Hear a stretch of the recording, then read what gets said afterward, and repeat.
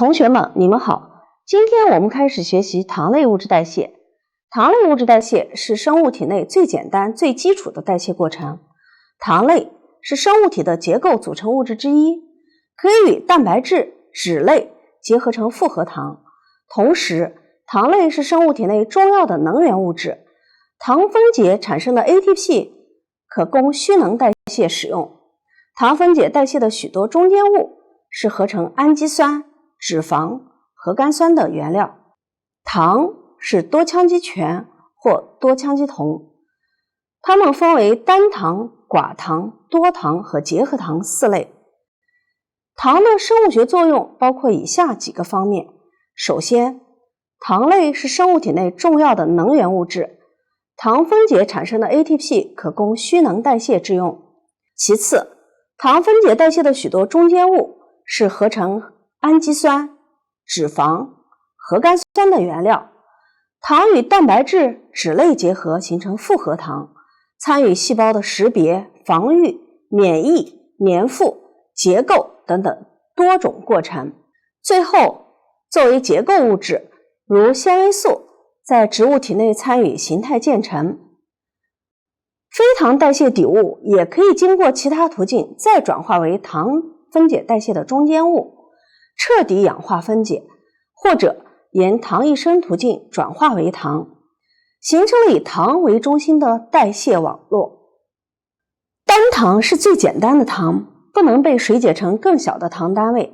其中物糖，例如核糖、脱氧核糖；己糖，例如葡萄糖和果糖，在自然界分布广，意义大。根据单糖中碳原子数目，分为丙糖、丁糖、戊糖、己糖等等，根据其结构特点又分为全糖和同糖。自然界中的单糖多为全糖，其中以己糖最普遍、最重要，戊糖次之。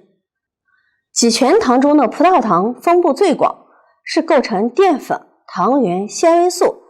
及其他许多糖类物质的基本单位，也是人类血液中的正常成分，给机体提供能量的重要物质。寡糖是少数单糖，一般为2到10个单糖的缩合产物，其中最重要的是双糖。双糖中常见的是蔗糖、麦芽糖、乳糖。多糖是多个单糖基通过糖苷键连接而成的高聚物，常见的有一种类型的糖基组成的，如淀粉、糖原和纤维素等等。淀粉是由阿尔法 D 葡萄糖缩合而成，是植物储存的养料，分为直链和支链淀粉。葡萄糖分子之间是由阿尔法14糖苷键连接，而分支点上则是由阿尔法16糖苷键连接。淀粉遇碘呈蓝紫色反应，能被硒酸或者淀粉酶所水解，逐步降解时，淀粉遇碘可显示出不同的颜色。直链淀粉溶于热水，分子通常卷曲为螺旋形，遇碘呈紫蓝色。支链淀粉不溶于热水，糖链分支点以阿尔法16糖苷键连接，遇碘时呈紫红色。糖原是动物体内的糖的储存形式，例如肝脏和肌肉中储存的养料，有动物淀粉之称，分别称之为肝糖原、肌糖原。糖原其分子量较支链淀粉略大，分支较支链淀粉略多，单糖之间的连接方式与支链淀粉相同，分支链较支链淀粉更短，糖原较易溶于水，遇碘显棕红色，其他性质与淀粉相似。纤维素是植物躯干的主要成分，它有许多贝塔 D 葡萄糖分子通过贝塔14糖苷键缩合生成，其分子量甚大，故不溶于水、硒酸、硒碱及其他普通有机溶剂中。植物躯干的主要成分纤维素的结构。首先，纤维素是细胞壁的主要成分。细胞壁的结构由一系列纤维组织构成，纤维素纤维继续放大，其最终由单个葡萄糖分子通过贝塔一四糖苷键缩合而成的高聚物。纤维素分子中葡萄糖的连接方式为贝塔一四糖苷键。自然界中广泛存在着纤维素，例如棉纤维、棉花茎秆、叶脉等等的主要组成部分均为纤维素。动物体内的糖除了糖原以外，还有一种以上类型的糖及其衍生物残基组成，例如糖胺聚糖也称为粘多糖，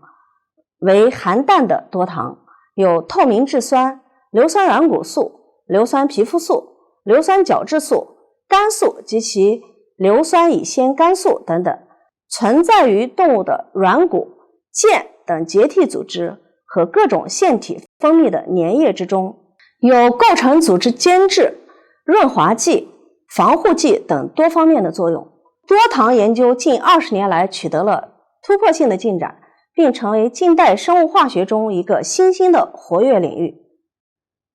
从本节开始，同学们进入动态生化学习阶段，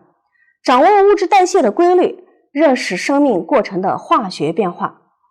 生物体内的物质代谢反应很多，要求同学在学习过程中注意参与反应过程的底物、产物以及催化反应的酶、反应过程的能量变化等等，以及反应受的调控。下面我们首先了解双糖的酶促降解。双糖又名二糖，由两分子的单糖通过糖苷键形成的。生物体内常见的双糖有蔗糖、麦芽糖和乳糖。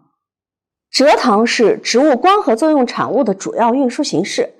蔗糖是由一分子果糖和一分子葡萄糖组成的双糖，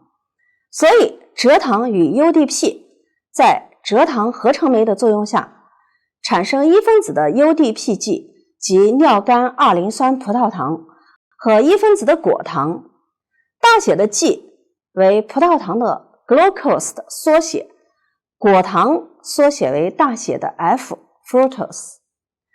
蔗糖也可以在蔗糖酶的作用下直接水解，产物为一分子果糖、一分子葡萄糖。麦芽糖是由两分子葡萄糖组成的双糖，在麦芽糖酶的催化下水解，产生两个葡萄糖分子。乳糖在半乳糖苷酶的作用下水解，产物为一分子葡萄糖和一分子半乳糖。多糖中常见的是一种类型的糖基组成的多糖，例如淀粉、糖原和纤维素。淀粉或糖原的酶促降解有两种形式，我们首先了解一下淀粉的酶促水解。阿尔法淀粉酶、贝塔淀粉酶和脱脂酶、麦芽糖酶参与了植物体内的淀粉的水解过程。首先我们了解阿尔法淀粉酶。阿尔法淀粉酶耐热不耐酸，是一种内切酶，能够随机地打断淀粉分子内部的阿尔法一四糖苷键。直链淀粉阿尔法淀粉酶水解产物为葡萄糖、麦芽糖。支链淀粉由于阿尔法一六糖苷键的存在，除了葡萄糖、麦芽糖等以外，还有糊精。贝塔淀粉酶耐酸不耐热，是外切酶，从多糖分子的最外端的非还原端水解阿尔法一四糖苷键，每次切掉2个糖单位，形成一分子麦芽糖。直链淀粉的贝塔淀粉酶的水解产物为麦芽糖，支链淀粉贝塔淀粉酶的水解产物为麦芽糖和极限糊精。脱脂酶又称之为 R 酶，可以专一性的水解阿尔法一六糖苷键，可以将支链淀粉分子内部的分支上的阿尔法一六糖苷键水解，再在阿尔法淀粉酶、贝塔淀粉酶的作用下彻底水解淀粉。麦芽糖酶水解麦芽糖和糊精中的阿尔法一四糖苷键，生成葡萄糖。前面我们了解了淀粉的水解过程，淀粉的酶促降解的第二种途径为淀粉的磷酸解。淀粉磷酸化酶广泛存在于高等植物的叶片及其绝大多数的储藏器官中。淀粉磷酸化酶催化阿尔法一四糖苷键非还原端的葡萄糖基转移给磷酸，生成葡萄糖异磷酸，同时产生一个新的非还原末端，继续进行磷酸化。下面我们继续了解糖原的磷酸解。糖原磷酸化酶主要存在于动物的肝脏中，通过糖原的分解直接补充血糖。糖原磷酸化酶是糖原降解的限速酶。糖原磷酸化酶有两种形态，即糖原磷酸化酶 A 肽为活化态，糖原磷酸化酶 B 肽为失活态，二者在一定条件下可以相互转变。糖原磷酸解时，在糖原的磷酸化酶作用下，从糖原非还原端逐个磷酸解下葡萄糖残基生成葡萄糖1磷酸，切至离分支点4个葡萄糖残基处停止，再由阿尔法1414葡聚糖转移酶切下分支点上的麦芽3糖，同时将它转移到另一个链上，以阿尔法14糖苷键连接。被加长了的支链仍继续由糖原磷酸化酶 A 水解，而连接有一个葡萄糖残基的阿尔法16糖苷键由脱脂酶水解，形成葡萄糖。同学们注意图中不同颜色特殊位点的葡萄糖分子，理解糖原的分解过程。图中分别用斜线小球代表分支点上的麦芽3糖，以花点小球代表分支点上的葡萄糖分子，和另一个葡萄糖的连接方式是阿尔法16糖苷键。植物细胞壁的主要成分是纤维素，也是生物体的结构组成成分。纤维素是由贝塔 D 葡萄糖通过贝塔14糖苷键连接起来的直链高分子聚合物。纤维素可在酸或纤维素酶的作用下水解为贝塔葡萄糖。纤维素在纤维素酶作用下，首先水解为纤维二糖，纤维二糖酶继续水解纤维二糖，最终产物为贝塔葡萄糖。同学们，本讲到此结束，谢谢大家。